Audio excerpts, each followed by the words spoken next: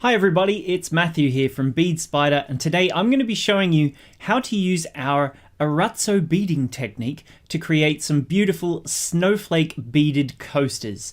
So today I'm going to be showing you how the technique works, and then we're going to continue from there, and I'll discuss with you about how you can turn it into a really gorgeous coaster. So, as I said, I'm going to be making this gorgeous little coaster, or at least showing you the technique for it. We've got 4 colors of beads, so you've got a really nice sort of color there for the background. We've got a vibrant silver line gold, which we use for our borders.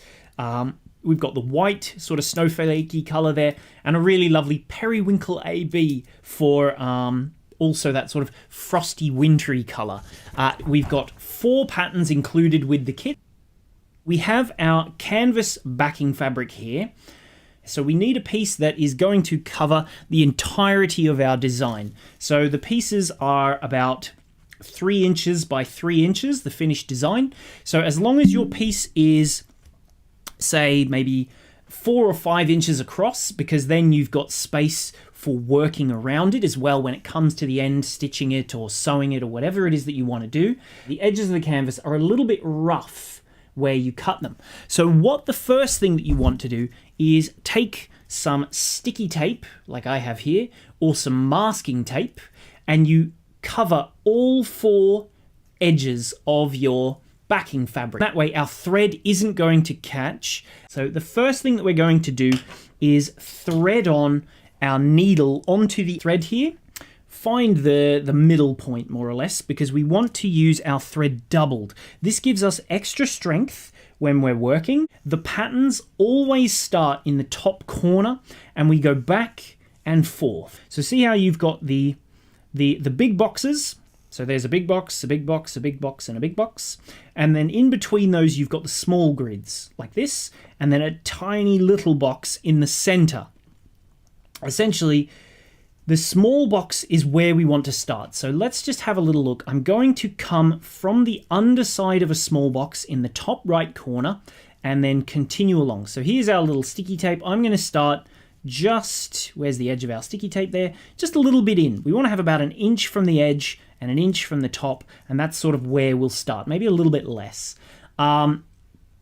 And then what I need to do is more or less come from the underside of the backing fabric and come up through it. Let's just come from the back and through. So through a tiny, tiny little box hole there. So where is it? See my needles coming out of this teeny weeny little hole just here? The tiny hole. We need to pull that through, and we're going to leave ourselves a little bit of a tail of thread on the underside. And we're going to hold the tail underneath and the thread out the top. And now if I just show you very quickly our diagram, the blue squares are where we go underneath, so from the top to the bottom of the fabric, and then the red is where we come from the bottom of the fabric back up to the top of our backing fabric. Following the diagram, I'm coming from the top, from the little hole here, and I'm going to do what's essentially called a back stitch. So I'm going to go through this little tiny hole, the big diagonal hole just beside it, underneath the backing fabric, under the square I started from, and then up again through that little square at the top where the red is. So I'll pull that nice and tight, get it tight, keep it firmly underneath. To condition my thread, take my index finger or my thumb, whichever one is easier, holding the thread like this at the base, and I just run it along the length of my my thread here so that it's all the way from the end. I'll do that once more, do it a couple of times, and it just sort of creates this little coating of your conditioner over the thread. So you'll see in a second that it sort of bonds your wax to your 2 pieces, your double thread, together. So just do it once more, like that. And now, if you have a look, the thread, it almost looks like it's one single piece. It helps it to stop from raveling, so I'll just use my fingers and sort of make sure the wax, the conditioner is over the entirety of the conditioner, over the thread. we've got our little piece just here in the corner. If we just take a look at the next one, see where the dot is, we're going to go down through the tiny hole that we started with and up through the big diagram, just the big hole just above it as well. So we're coming out of here, this little flat square there, down this little hole thread here, oops, and then up through the big square. There we go, there's the big square there. So that will take us out of a big square now. And what we're going to do is pick up the first bead as per our little word chart. So if we take a look at this particular chart, just zoom out real quick, we start in the top corner here where it says start here, and you can see the whole first row is just A beads. So that's really, really easy. We don't need to even think about that. But if we need to, the word chart just here, it says row 1, 39 of color A, because we're working 39 beads across 39 columns. And so with this little pattern just here, I'll go across and do 39. I'm coming out of this big box, and now what I'm going to do, see where the little circle is, that's where I'm starting from. And then I'm going to pick up the first bead, which in this case, it's always an A, and I'm going to go down diagonally to the next big hole, underneath the backing fabric, and then back up through the big square above. So where the red is, that's where I'm going to come up. So if we take a quick little look, what I'm going to do is pick up one of those A beads, and then as I did show you with the diagram there, we're going to go from this top square here, we go next one below and up through the square just above it. So see that? Thread's going to go, as I pull it you'll see, just like our diagram, we're just going to pull that until eventually our thread goes diagonally from this big square into the canvas at that square and back up at the square above. Then we just repeat the process. We're coming out of the big square just here, we go diagonally down to the next big square and then up through the big square just above it. And literally all we have to do now is just repeat this process along the row. So from the next bead, we go out of this big square, diagonally down to the next big square, and up through the next big square. So essentially this is just a half cross stitch that we're doing here. And as you do it, you can see the beads sort of sit slightly diagonally. They don't sit quite flat. This works really, really nicely in terms of design, because when you're working like this, it means that I'll show you in a second as I'll just continue along a few beads. I won't do the entire row because I'll show you how to turn around, because that's a bit more interesting. So there we go. You can see again, it just sits sort of diagonally like that as we continue along. So diagonally down to the next big hole, underneath the backing fabric, and up through that next one. So you can see we're only going underneath this little piece of backing fabric just here. See that? This is the only bit where we're going under. So now we can just take our thread nice and tight and repeat the process again. And literally you just continue along the row like this. But I'll show you why we want them to be diagonal. Here we go. Let's have a look at the butterfly, shall we? See how the beads are diagonal here? It means that you can get really good straight lines, because obviously you're following the texture of the box, both across.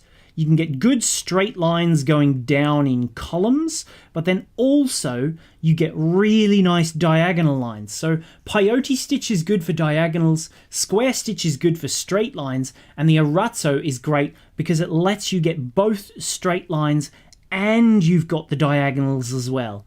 So now if we have a little look, here is the top little section of our little piece just here. You just work back and forth, back and forth, back and forth. And when you get to the end of a row, I'll show you how you do your little turning around. You can see now I'm at the point where I'm about to finish this row. from this corner, we're going to go down diagonally and up through the backing fabric like so. So see that? Again, we're just going underneath that tiny little piece. That's going to lock in the last little bead, and then I'll show you exactly how we will continue. So you can see that now brings us in line. So we finished this row here. So I'm coming out of this square here, and I'm going to, much like in the diagram in the corner there, go into this teeny weeny little box. So see all those, the sort of the small box grid back and forth, and then down into the teeny weeny box, and then I'm going to jump across, skip the next big box below, and then come out from this one here. So you can see if we look at the diagram, see that? Where the small box is, we go down past the first big square and then into the next one and slightly inwards. You can always rotate the fabric so that you're finding it a bit easier to work with. And then see just here the tiny little box. Just there, we want to go into that tiny little box. Same as our diagram, just through there. And then we skip one box down. And so if we have a little look, the next box down below that is this one here. See that? So I've gone through the tiny box, I'm going underneath the big box, which this bead is coming out of, just here, and I'm going through the next big box down. So there's the big box I'm skipping, just there. You can see with the needle, I'm trying to point to it, hopefully, to show you. Skipping this big box and out of this big box. So when I pull that through, it will just lock that little bead onto that edge, and we don't have to worry about it anymore. It's sealed now, essentially.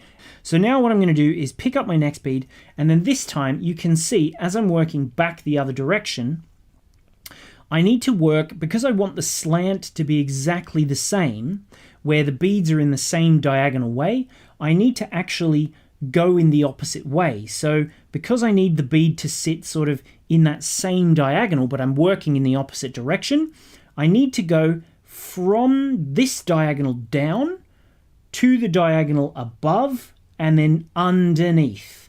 So if I just show you that from here, I'll take it from the bead side, which working with it in your hands is much, much easier.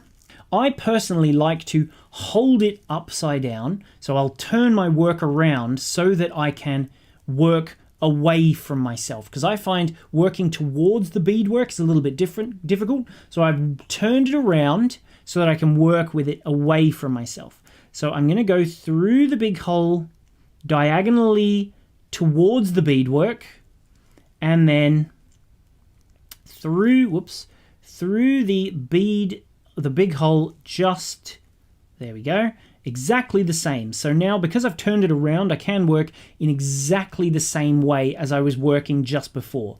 So I'll pull that nice and tight.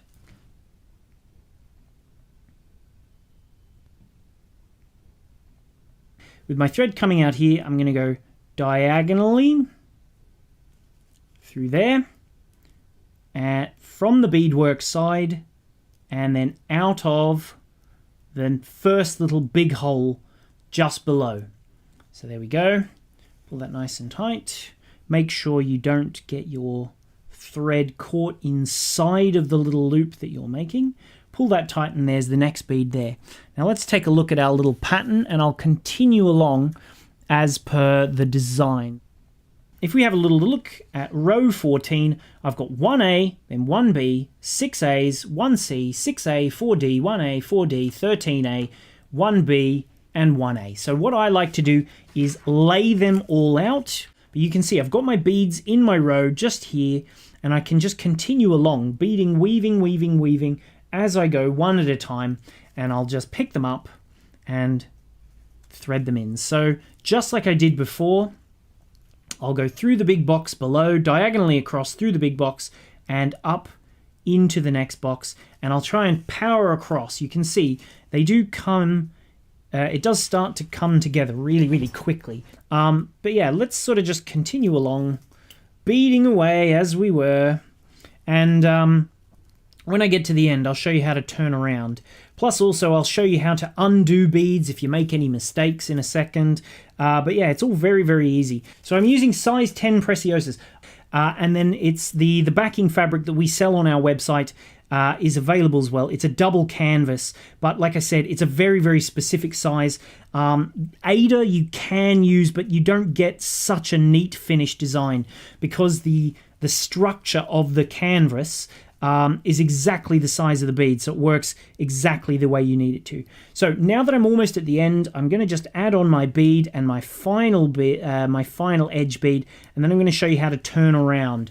So with my thread, I've just added my last one, and I'm coming out of this big box just here. So I'm starting from this big square here. I'm going to go down the tiny square just beside it, and then from the underside, I'm going to go back out of this same square that I'm currently exiting. There's the tiny square. I often stab myself in the finger when I'm doing this, but just got to be careful. So through the tiny square, just down it, all the way, pull that nice and tight. And so from the underside, I need to just make sure I come out again. I'm trying to do this from above too, from the exact same hole. So there we go. Pull, pull, pull, pull, pull, pull, pull, all the way through. Sounds like wee, wee, wee, all the way home. And now I'm ready to continue with my next row. So again, I'll pick up one dark blue bead, and exactly like we did just before, we're going to go from here, diagonally downwards, so from the square below, diagonally across, through the box below, and up through the box above. Pull, and that gets it in position.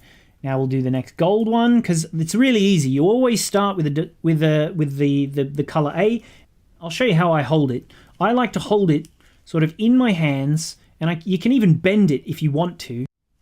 And now coming out from this box diagonally across, and you can see it's really easy when you bend the thread, because it's just a straight line then. Pull that tight. Make sure you don't get caught on your previous beads. Pull, and then there you go. Locks in place nicely. If you accidentally put the wrong color bead in, it's very, very easy to just undo it. So all you got to do, you can use your fingernails if you want to, and you can just sort of pick it out even. And then pull, pull, pull, pull, pull with your thread. But because you don't have a tail thread, you can sort of just keep this straight. You can even bend it slightly, your little thread there, and pull that until your needle is pretty much exactly at the canvas, and then you just weave it backwards in the direction underneath that you've just come from. So see that? I've just taken it backwards through that little bit of canvas, pull that out, and then you can just remove the bead from the thread, and then you've removed a bead. Really, really easy. As simple as that. Now what I'm going to do is just sort of show you how to weave off your thread. There's a small hole just next to where I'm at, so I'll go down that small hole like so. Take my thread down the small hole, and then you can turn it over and you do your back stitch from the back. You can do it from the front if you want to, but otherwise you can do it from the back. So, and now again, as I did with my thing, I'm going to go through any of the little small ones. It doesn't matter which even. I'm going to go through this one. In fact, you can even do it sideways if you want to, but I'm going to go through this one here, under the small one, and up into the next one. And that should give me a fairly nice little back stitch. I'll do it again, one more time, just to get it really secure, nice and tight. And then what I like to do is just weave under the stitches I've already added. So if you see just here, see how there's a little bit of white stitching going across the backing fabric? I tend to go underneath those with my needle, and then I'll get it almost all the way through so that I've got a small little loop, see that? And then I'll take my thread back through that little loop and tie it into a knot. If you prefer, you can always just sort of back stitch through those little bits again as well too. So look, I'll go under it once more, and then it's really going to be tight now.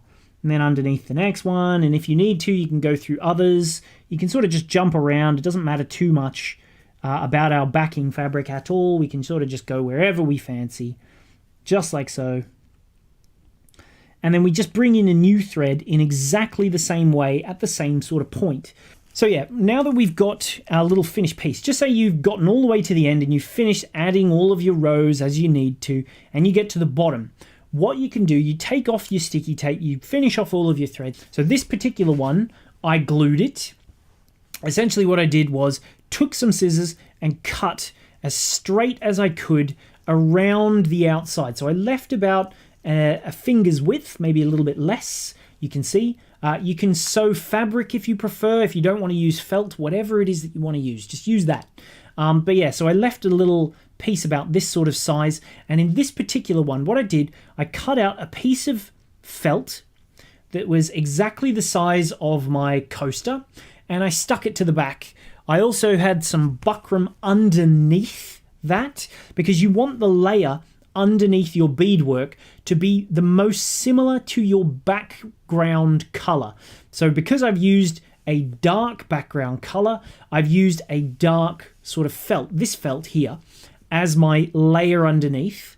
Then I have a layer of the buckram to give it some thickness, which the buckram you can iron, and it has like the glue that melts and it will stick it together as well. What do they call this stuff as well? Interfacing, I think, maybe? I don't know.